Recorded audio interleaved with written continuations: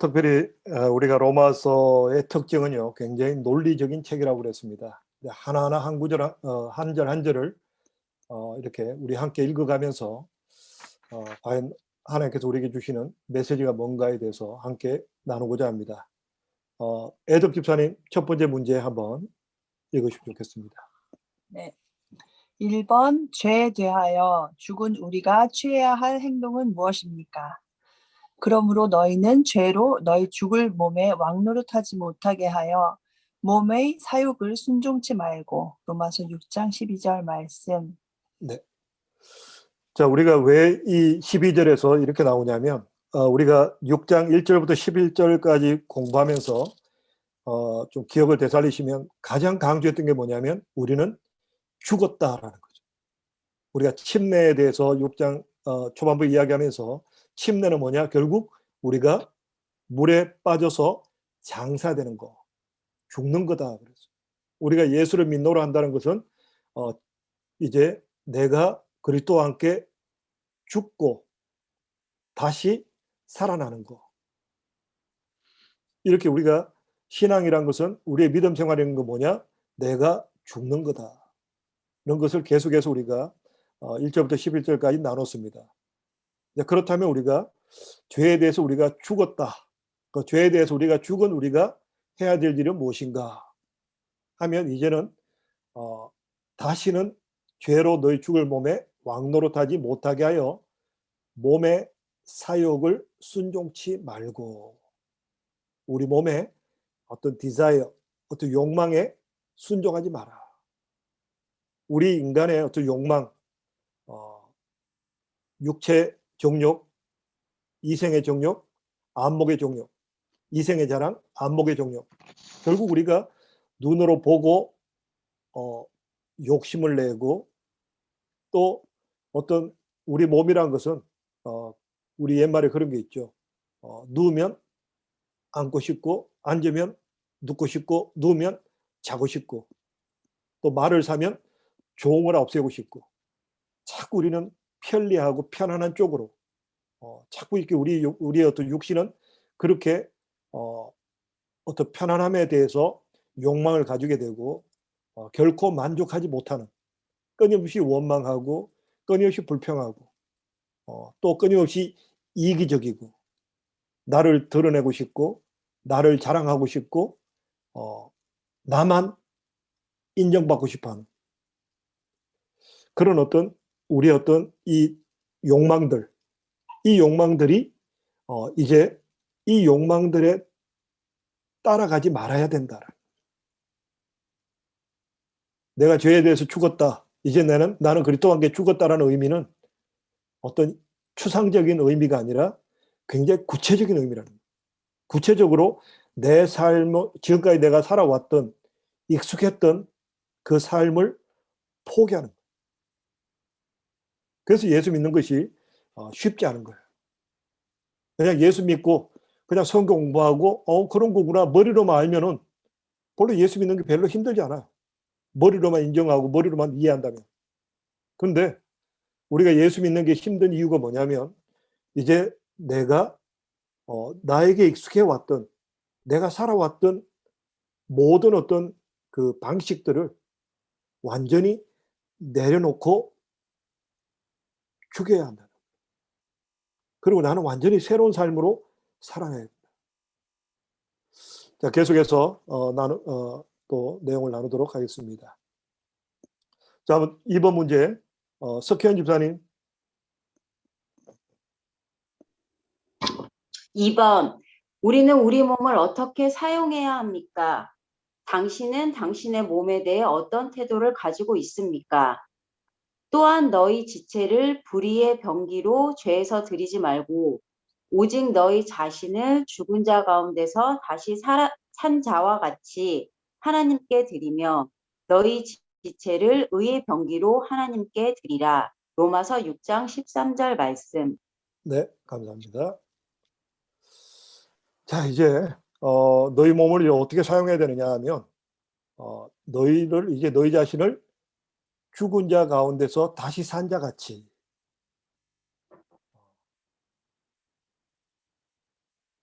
자, 이게 굉장히 저는 중요한 의미가 있다고 생각됩니다. 우리가 이렇게 죽을 병에 걸렸다든지 아니면 어떤 끔찍한 사고를 당해서 죽을 뻔했는데 살아났다면 우리의 삶이 얼마나 많이 달라지겠습니까? 그야말로 이제 우리가 어떻게 살아야 되냐면 나는 이제 죽었다라는 거예요. 죽었다가 다시 살아났어요. 우리가 예수를 믿는다는 것이 그냥 제가 누누이 말씀드리지만 그냥 단순히 조금 변하는 게 아니라는 거죠. 예수를 믿는다라는 것은요, 예수와 함께 내가 죽었다. 그래서 내가 이제 사는 것은 죽었다가 다시 사는 자처럼 살아야 된다. 그래서 과연 우리가 우리의 신앙을 바라볼 때 과연 내가 예수 믿기 전과 예수 믿은 후에 얼만큼 변화가 있었는가. 그냥 예수 믿기 전이나 후나 그냥 별로 그렇게 차이가 없다. 그렇다면 뭔가 우리가 말씀하고는 다른 삶을 살고 있다는 거죠. 예수 믿기 전이나 예수 믿은 다음이나 별로 차이가 없다. 그렇다면 뭔가 분명히 주님께서 우리에게 말씀하신 것처럼 너희가 믿음 안에 있는가 날마다 테스트해봐라. 내가 믿음 안에 있다면 분명히 내가 바뀌어야 돼요. 뭔가 내가 생각하는 것도 달라야 되고 내가 말하는 것도 달라야 되고 내가 행동하는 것도 달라져야 된다. 왜요? 사람이 죽었다가 다시 살아났는데 안 변하면 그게 이상한 거예요. 사람이 한번 죽는 게 쉽지 않아요. 사람이 한번 죽었다가 다시 살아났는데 뭐 별로 그냥 뭐 그럴 수 있죠. 이거는 뭔가 이게 넌센스라는 거죠. 우리가 예수를 믿는다는 것은 이제 내가 완전히 죽고 다시 산 거예요. 그렇다면 내 삶에 뭔가 그야말로 BCAD가 분명하게 갈라져야 됩니다. 만약 내가 사람마다 그런 이제 차이가 있습니다. 좀 이렇게 소위 말해서 이제 그 모태 신앙들이 그 약점이 그런 거죠. 예수를 안 믿는 집안에서 자란 분들은 예수 믿기 전과 후가 분명히 갈라집니다.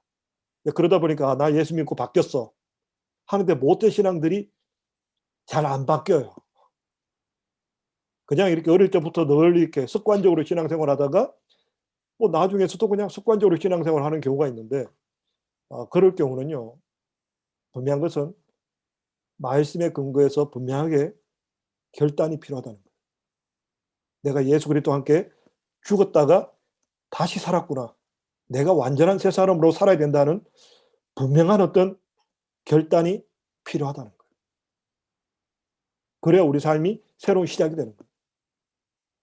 그냥 내가 어제가 오늘 같고 오늘이 내일 같고 그냥 물에 물 탄 것처럼 흘러가는 거 주님께서 원하시지 않는다는 거예요.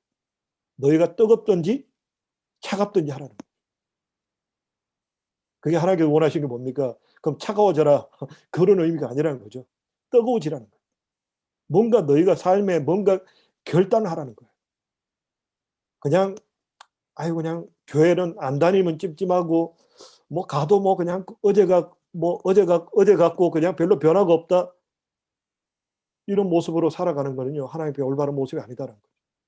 분명한 것은 우리가 내가 이제는 죽었고 새로 살아가야 된다. 이런 분명한 결단이 필요하다는 거예요. 내가 이제 과거와 분명하게 단절을 해야 되는 거예요. 그게 주님께서 우리에게 원하시는 모습이다. 자, 한번 세 번째 넘어가 보도록 하겠습니다. 김원영 집사님.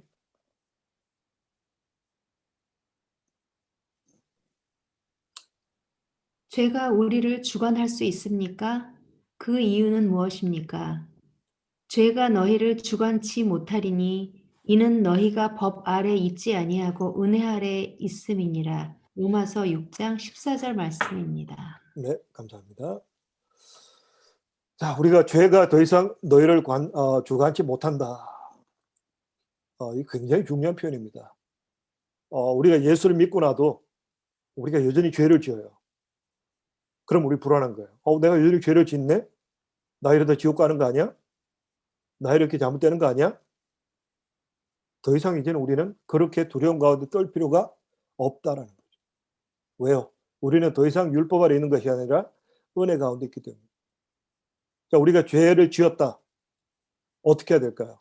죄책감을 느끼고 두려움 가운데 살아가느냐? 아니라는 거죠.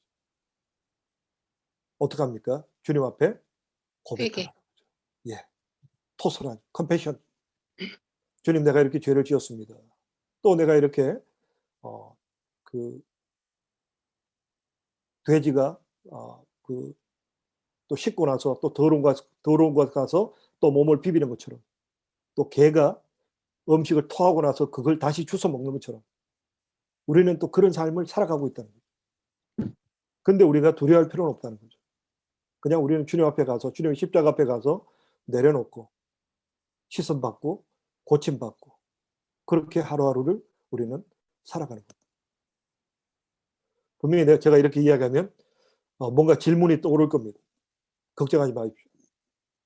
이 본문에서 계속해서 다뤄주고 있습니다.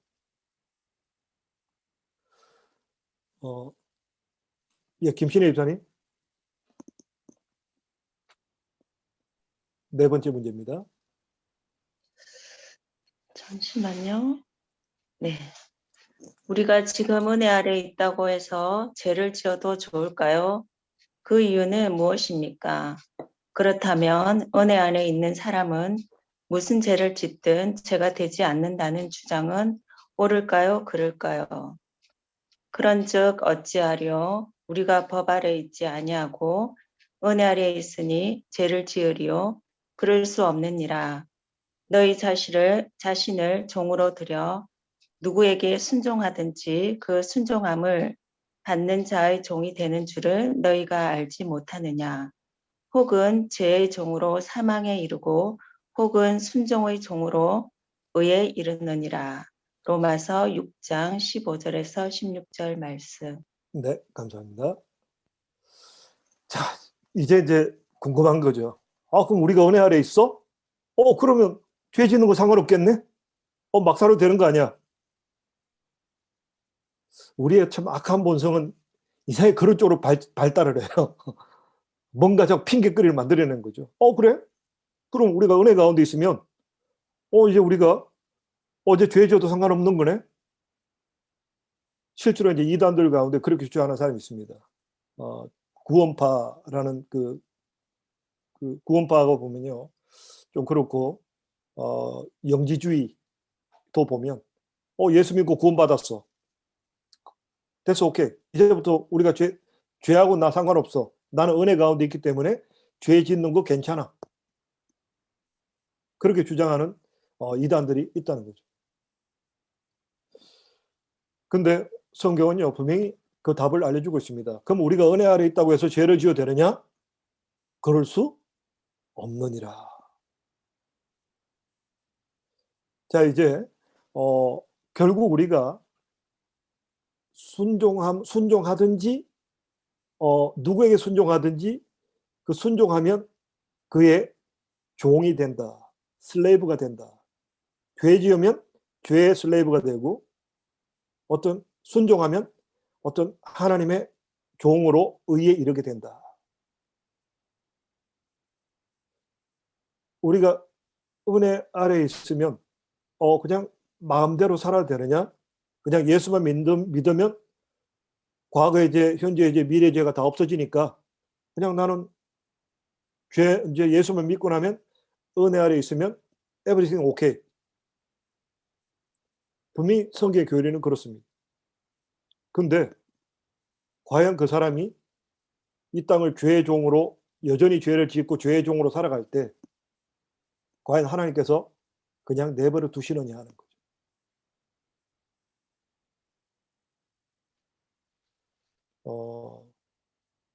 특별히 우리가 사도행전을 보시면 아나니아 삽비라 이야기가 나옵니다. 분명히 그들이 예수를 믿고 이제 바나바가 자기 땅을 팔아서 교회에다 헌금하니까 사람들이 칭찬하는 거 보니까 그게 부러운 거죠. 나도 저런 칭찬 받고 싶어. 해서 땅을 팔았는데 막상 헌금하려고 보니까 아까운 거예요. 그래서 일부를 감춰놓고 이제 사람들에게 자랑하기 위해서 내가 다 이렇게 드렸습니다. 근데 하나님께서 사도를 통해서 너 다 드린 거 맞냐? 다 드렸습니다. 그랬더니 하나님께서 그 자리에서 쳐서 죽여버리죠. 이런 사건들이 보면요. 또 그 고린도전서에 보면 성찬 예식을 받을 때도 그런 일이 있었습니다. 성찬 예식을 하는데 중동 지역의 성찬 예식은 이제 우리처럼 약식으로 하지 않고 식사와 함께 합니다. 그래서 성찬하면서 같이 밥을 먹는데 이제 각자 도시락을 사와서 같이 이제 음식을 나누는데 지금이나 뭐 지금보다 과거는 더했죠. 부자도 있고 가난한 사람도 있죠. 교회 속에서도 보면 형편이 좀 넉넉한 사람이 있고 형편이 어려운 사람이 있죠. 그 형편이 넉넉한 사람들이 억울한 거예요. 맛있는 도시락을 사왔는데 계란말이를 사왔는데 가난한 사람들은 그냥 숟가락만 들고 와서 먹으니까 억울한 거예요. 그래서 공식적으로 교회에다가 광고는 자, 오늘 성찬 예배는 11시에 있습니다 하고 광고를 하면 자기들끼리 10시에 오는 거예요. 자기들끼리 10시에 와서 먹어버리는 거예요. 왜? 가난한 사람하고 나눠 먹는 게 싫으니까. 그러니까 성경은 뭐라 그럽니까? 너희 중에 잠자는 자가 많다. 하나님께서 그 목숨을 거두어 가버리십니다. 교회에 덕을 끼치지 못하고 하나님의 영광을 가로막을 때 하나님께서 내버려 두지 않으셨다. 특별히 죄의 종을 여전히 예수를 믿노라 하면서 죄의 종으로 살아가는 분들에게 하나님께서 계속해서 경고를 하시고 사인을 주십니다. 너 그렇다가 어려움 당할 수 있다. 너 그렇게 살아서 안 된다. 분명히 하나님께서 경고 사인을 하시는데 여전히 죄를 짓고 나는 은혜 가운데 있으니까 나 멋대로 살아야 돼. 그러다가 참 부끄러운 구원을 받는 분들도 있다.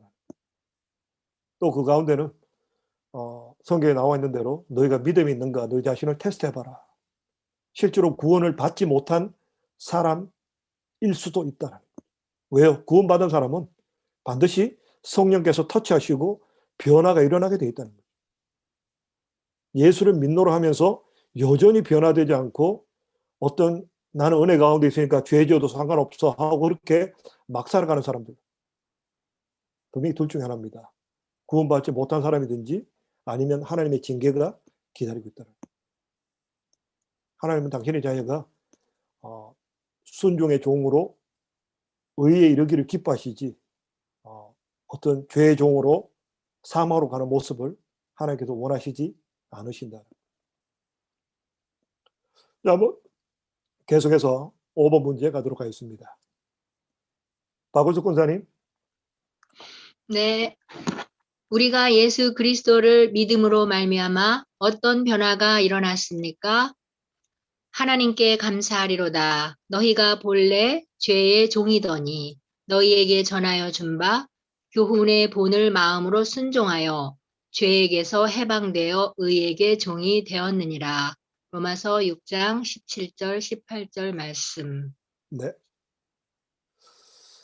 자, 우리가 예수 그리스도를 믿으면 어떤 변화가 일어나는가 보니까 말씀에 순종해서 죄에서 해방된다.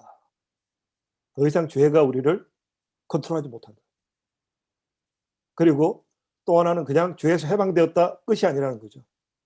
그리고 의에게 종이 되었다. 이제 우리 몸이 우리 어떤 본성으로 태어난 우리들은 죄에 익숙해 있고 죄의 종으로 우리가 살아갑니다. 습관, 죄의 습관에 따라서 여전히 죄를 범하면서 죄를 짓고 살아가는데 우리가 예수 그리스도를 믿고 하나님 말씀대로 순종할 때 우리는 비로소 죄에서 자유함을 얻게 되고 이제는 어떻게 하면 하나님이 기뻐하시는 올바른 삶을 살아갈 수 있을까? 의에게 종이 되는 삶을 살아간다. 이게 예수 믿는 것이랍니다. 예수 믿는 것은 이제 우리가 예수 믿고 구원받았다, 죄에서 해방되었다 끝이 아니라 의에게 종이 되는 것. 그야말로 예수 그리스도의 장성한 분량까지 성장하는 것. 저는 이제 개인적으로 이제 장로 교단에 자라가지고 물론 어릴 때 잘 몰라서 그렇지만 어쩌면 이제 장로교의 교리를 보면 이제 예수를 믿고 구원받는 거 여기에 굉장히 포커스가 맞춰져 있어요. 예수를 믿고 거듭나는 거 여기에 굉장히 포커스를 맞추고 있는데 제가 볼 때 시대가 많이 바뀌었고요. 이제 사람들이 인지 능력이 많이 성장하게 되고 우리가 성경을 보면 성경의 많은 분량은 예수 믿고 구원받는 것은 그냥 하나님의 선물이다. 그냥 이거 하나로 정의가 돼요. 그 다음부터 이제 우리가 어떻게 살아야 될 것인가 여기에 분량이 많아요. 이게 중요하다는 거죠. 내가 예수 믿고 구원받았다. 이걸로 끝이 아니라 이거는 이제 시작이죠. 예수 믿고 구원받고 죄에서 자유함을 얻었다. 그 다음부터 이제는 우리는 어떻게 살아야 될 것인가. 의의 종이 되는 삶을 살아야 한다. 이게 신앙인의 모습이라는 거죠. 올바른 삶, 하나님이 기뻐하는 삶을 살아가는 일에 내가 매여서 슬레이브가 되어야 된다. 이제 내가 자발적으로 과거에는 종에게 어떤 죄에게 억지로 끌려갔습니다. 싫든 좋든 그냥 죄 짓고 그냥 그렇게 살 수밖에 없고 그게 익숙했고 그게 우리의 본성에도 맞고 그냥 그렇게 살아갔는데 이제는 예수 믿음으로 말미암아 우리가 해방되고 나서 이제는 우리가 어떻게 해야 되느냐 우리의 의지를 가지고 의의 종이 되어야 된다. 하나님 말씀대로 내가 살아가야 되는 종이 되었다라는 것을 어떤 우리의 아이덴티티에 대해서 분명한 인식이 필요하다는 거죠. 나는 종이다, 슬레이브다. 나는 그리스도와 함께 죽고 이제 그분 때문에 내가 살아가기 때문에 나는 의의 종이 되고 예수 그리스도의 종된 삶을 살아가리라. 그러니까 현대인들이 가장 싫어하는 단어 중에 하나가 이 슬레이브라는 단어예요. 노예. 이 노예라는 단어가 현대인들한테 잘 맞지 않아요. 그러다 보니까 우리가 신앙생활 할 때 꼭 이렇게 해야 돼? 내가 누군데? 자꾸 나라는 것이 살아나는 거예요. 우리 신앙이라는 것은요. 내가 예수 그리스도와 함께 죽고 이제 그분과 함께 살아나서 그분의 종으로서 자발적인 억지로 강제가 아니라 그분이 너무 좋기 때문에 그분 말씀대로 살아가는 것이 너무나 합당하기 때문에 내 자신을 쳐서 그분 말씀 앞에 나를 복종시켜서 살아가는 거예요. 이게 성도의 삶이라는 거죠. 나를 쳐서 복종시키지 않으면 더 이상 우리는 하나님의 자녀라는 타이틀을 유지할 수도 없고 자녀다운 삶을 살아갈 수 없다는 거예요. 우리가 부활주일날 제가 좀 더 이제 말씀을 구체적으로 말씀 나누겠지만 우리가 과연 부활에 대해서 어떻게 경험할 수 있을까? 우리는 부활에 대해서 내가 죽어보지 않았으니까 내가 어떻게 할 수 있을까요? 죽음에 대해서 부활에 대해서 우리가 경험할 수 있는 방법은요. 내가 그리스도와 함께 내 자신을 쳐서 죽을 때 우리는 주님의 부활에 동참하는 주님께서 내 삶을 건져주시는 주님께서 내 삶을 새롭게 하시는 그 놀라운 부활의 경험을 할 수 있다라. 오늘날 왜 성도들이 부활에 대해서 확신이 없는가? 부활에 대해서 확정이 없으니까 삶이 두렵고 떨리고 앞날에 대해서 걱정이 되고 미래에 대한 두려움이 몰려오는 거예요. 왜요? 앞날에 대한 확신이 없는 거죠. 그럼 왜 앞날에 대한 확신이 없는가? 내가 안 죽어봤으니까 부활을 경험하지 못하는 거예요. 꼭 내가 육체적인 죽음뿐만 아니라 우리의 의지를 가지고 내 자신을 쳐서 복종할 때 참으로 하나님께서 내 삶을 건지시는 죽음에서 내 삶을 건져주시는 그 구원을 맛볼 수 있다. 우리가 종된 삶으로까지 내려가야 의의 종이 되는 삶으로 내려가야 부활의 정인된 삶을 살아갈 수 있다. 우리 너무나 예수 믿는 것을 쉽게 생각해요. 전혀 나는 바뀔 생각을 하지 않아요. 내가 종이 될 생각을 하지 않아요. 나는 나일 뿐이에요. 나는 나이고 그냥 말씀이 그런가 보다. 내가 종이 돼야 돼요. 내 신분이, 내 아이덴티티가 이제 내가 종이구나. 지금까지 죄의 종으로 살아왔는데 이제 내가 의의 종으로 살아가야 되는 사람이구나 하는 분명한 자기 인식이 필요하다는 거예요. 이 자기 인식이 안 되니까 계속해서 우리는 넘어지고 실족하는 거예요.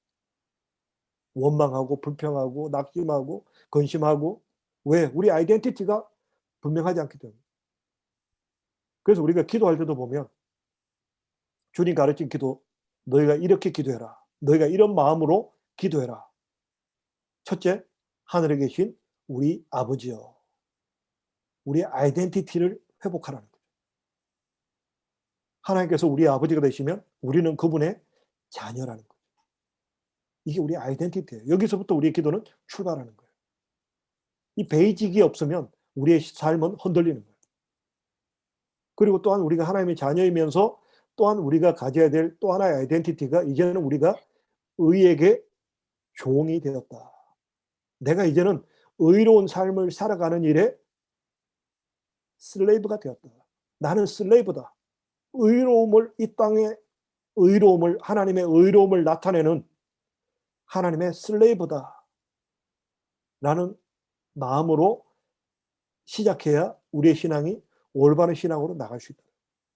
이 베이직이 잘못되면 10년을 교회 다니든 20년을 교회 다니든 30년을 교회 다니든 삶이 안 바뀝니다. 늘 여전히 힘들고 여전히 원망하고 여전히 불평하고, 오히려 이제 신앙생활이 깊어지면 깊어질수록 점점 더 발이 새파가 됩니다. 내가 어떤 행위를 자랑하고 근본적인 하나님 앞에 순종이 없는, 그래서 신앙생활에서 넘어지고 실족하는 이유가 우리가 이 말씀을 붙잡지 않았다는 거예요. 나의 아이덴티티가 뭐냐? 나는 의에게 종이 되었다. 나는 슬레이브다. 나는 종이다. 나는 내 멋대로, 이제는 지금까지 내가 내 멋대로 죄를 짓고 살았는데 이제는 내가 의로움을 위해서 종이 되는 삶을 살아야 한다. 여기에 대한 분명한 인식이 중요하다라는 것입니다. 계속해서 말씀 나누겠습니다. 6번째입니다. 조문경 목사님. 우리가 지금 도달해야 할 목표는 무엇입니까? 그리고 이를 위해 우리는 어떻게 해야 할까요? 너희 육신이 연약함으로 내가 사람의 예대로 말하노니 전에 너희가 너희 지체를 부정과 불법에 들여 불법에 이른 것 같이 이제는 너희 지체를 의에게 종으로 들여 거룩함에 이르라. 로마서 6장 19절 말씀. 예, 감사합니다.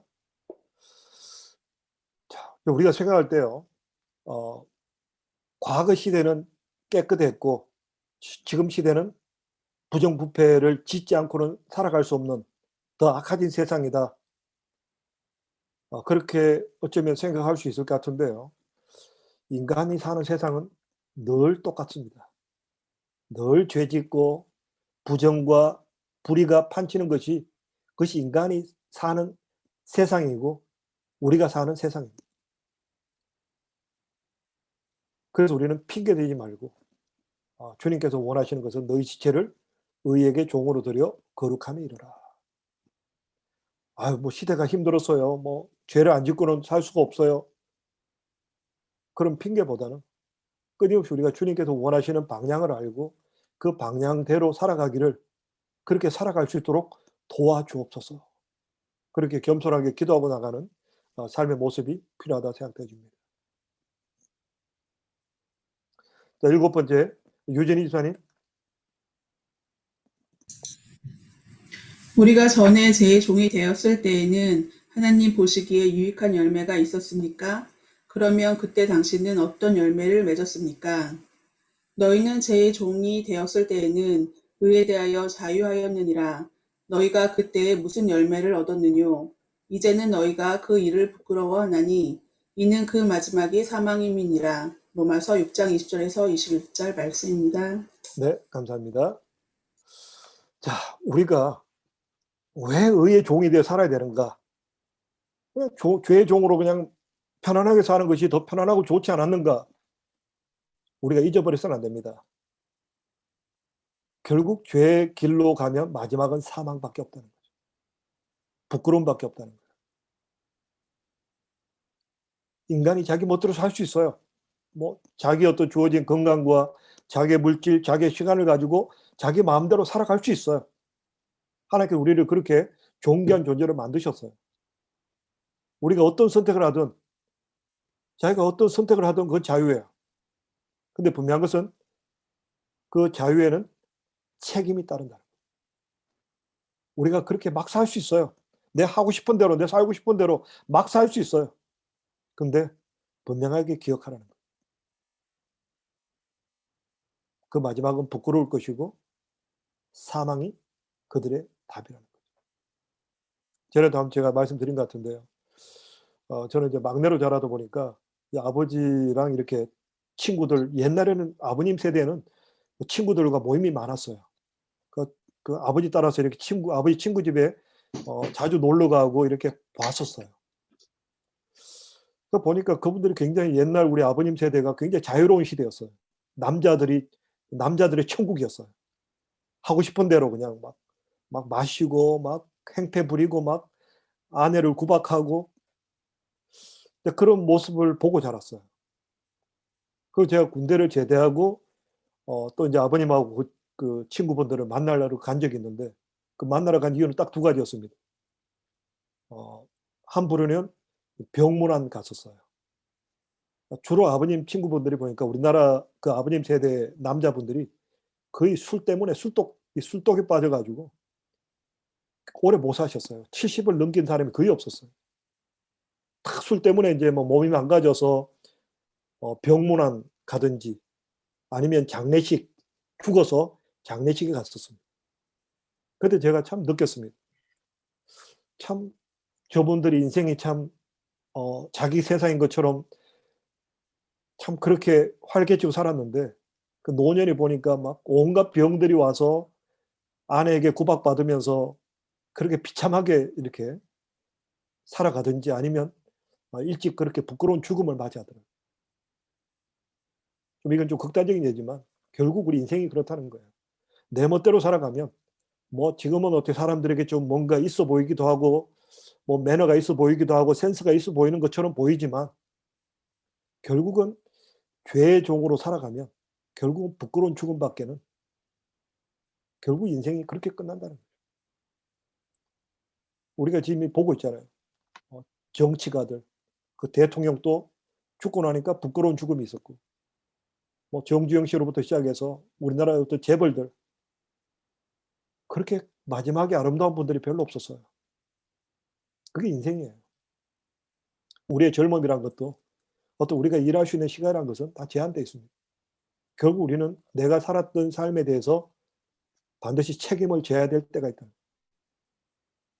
그때 갔을 때 우리가 죄의 종으로 살아가면 부끄러운 죽음밖에. 그래서 우리가 의의 종이 되어서 우리 자신을 쳐서 복종하는 삶을 살아가야 한다. 8번째 보도록 하겠습니다. 강강 지사님.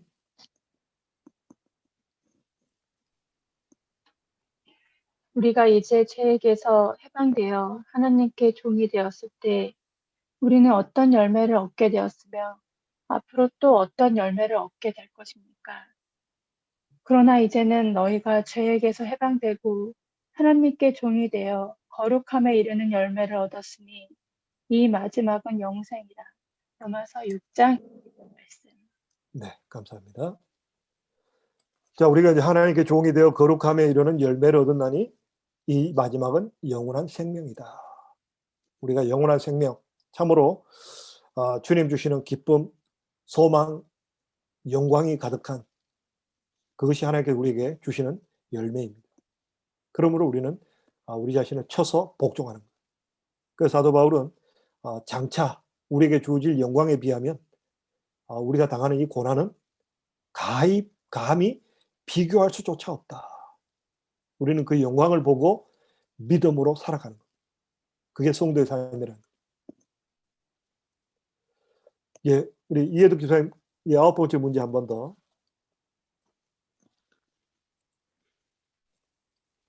9번. 죄의 삭은 무엇입니까?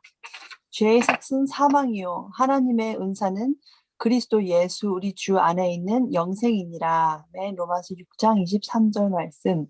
한 번 죽는 것은 사람에게 정하신 것이요 그 후에는 심판이 있으리니. 히브리서 9장 27절 말씀.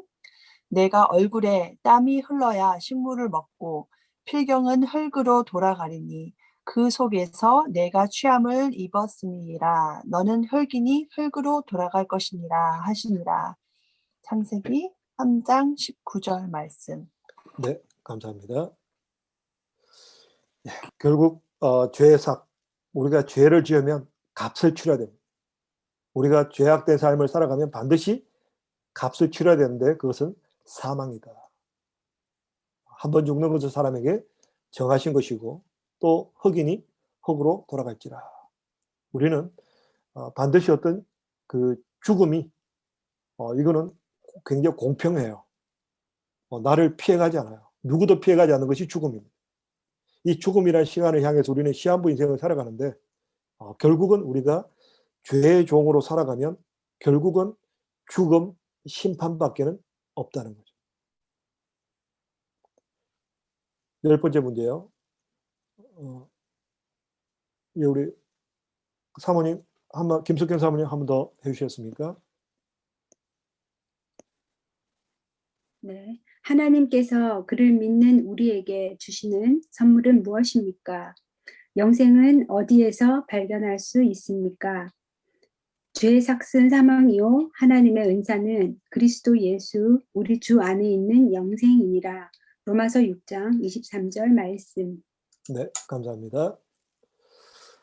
자, 하나님께 우리에게 주시는 것은 영생이고요. 이 영생은 그리스도 예수 우리 주 안에서 발견되어진다는 거죠.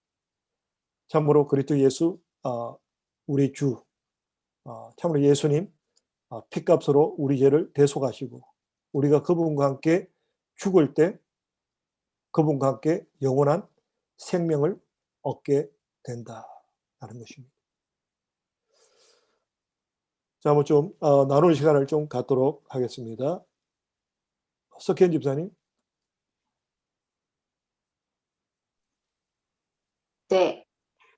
당신은 당신의 몸에 대해 어떻게 생각하고 있습니까? 그리고 앞으로 어떻게 사용해야 되겠다고 생각합니까?